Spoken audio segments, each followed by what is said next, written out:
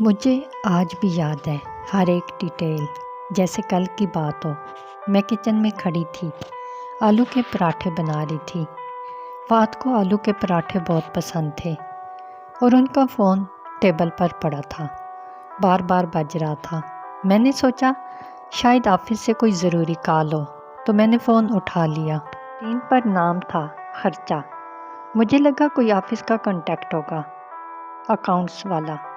میں نے phone receive کر لیا اور ادھر سے ایک عورت کی آواز آئی، بیبی آج رات ملو گے نا؟ میں تمہارے بغیر سو نہیں پاتی۔ میرے ہاتھ سے فون گرتے گرتے بچا، میرے پیروں تلے زمین کھسک گئی۔ خرچہ؟ میرے شوہر کے فون میں میرا نہیں، کسی اور عورت کا نام خرچہ سیو تھا، اور اس ایک پل میں میری پوری دنیا بدل گئی۔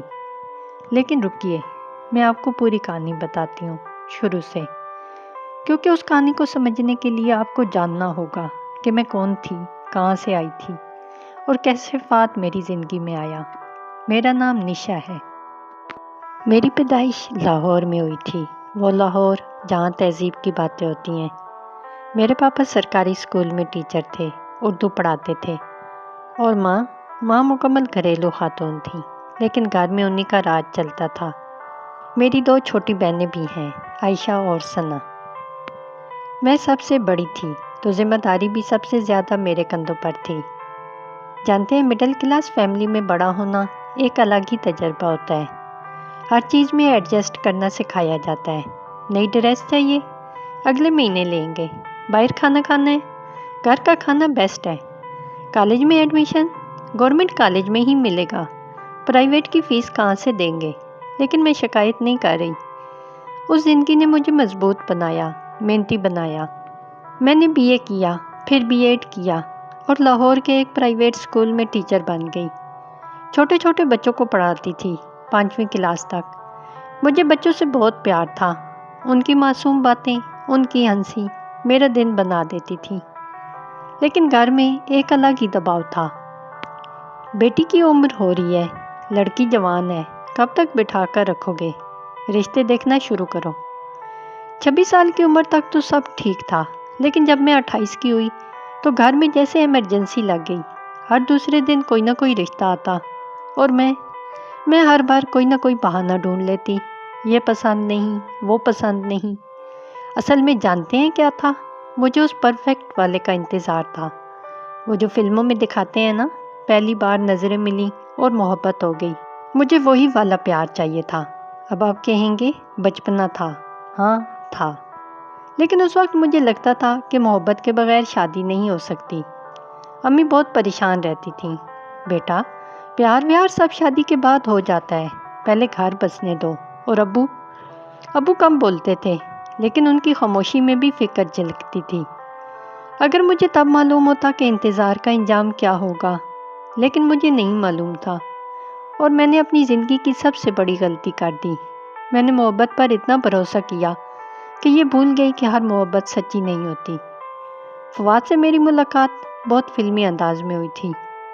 ہاں سچ میں اس دن اسلام آباد گئی تھی۔ میری کالج کی بیسٹ فرینڈ مومنہ کی شادی تھی۔ شادی بڑی دھوم دھام سے ہو رہی تھی، اسلام آباد کے ایک بڑے فارم ہاؤس میں۔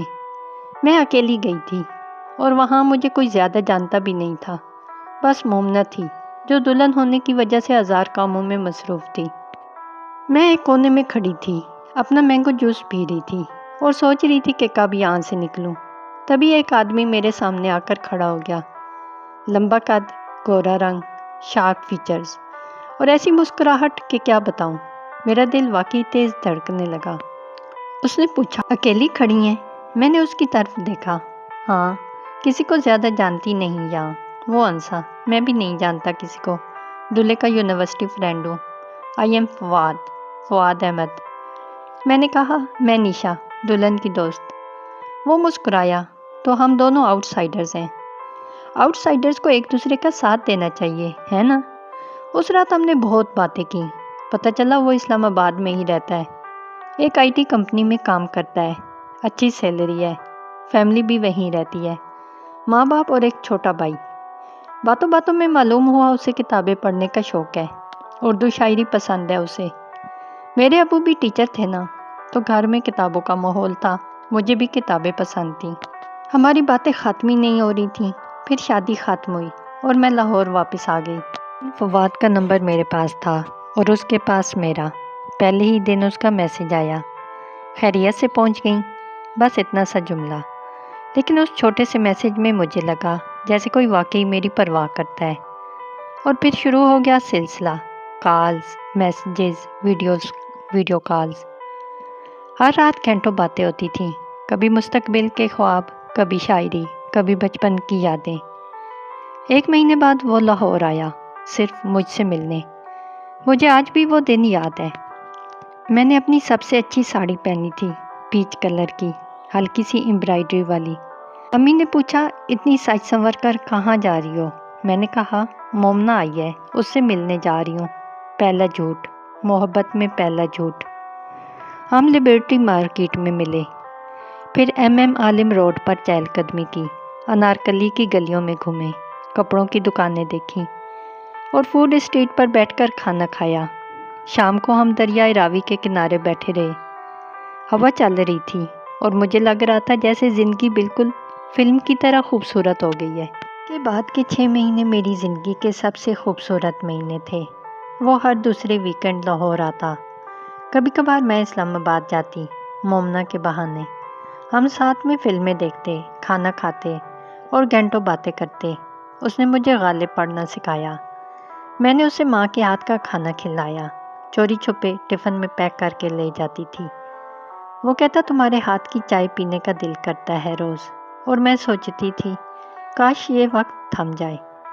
ایک دن اس نے ویڈیو کال پر کہا، نشا، میں اپنی ماں سے بات کروں تمہارے بارے میں؟ میرا دل خوشی سے پھول گیا۔ سچ میں؟ ہاں، میں تم سے شادی کرنا چاہتا ہوں۔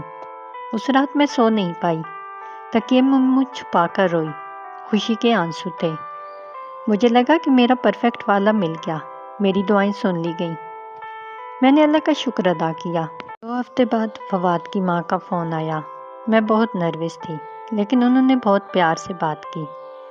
بیٹا، فواد نے تمہارے بارے میں بتایا، وہ تمہارے ساتھ بہت خوش ہے، ہم جلد ملاقات کریں گے۔ ویسے کمنٹس میں لکھیں، کیا آپ کو نہیں لگتا کہ سب کچھ بہت زیادہ پرفیکٹ ہو رہا تھا؟ ایک شادی میں ملنا، محبت ہو جانا، فیملی کا مان ملنا، سب کچھ اتنا آسان مجھے بھی نہیں لگا تھا۔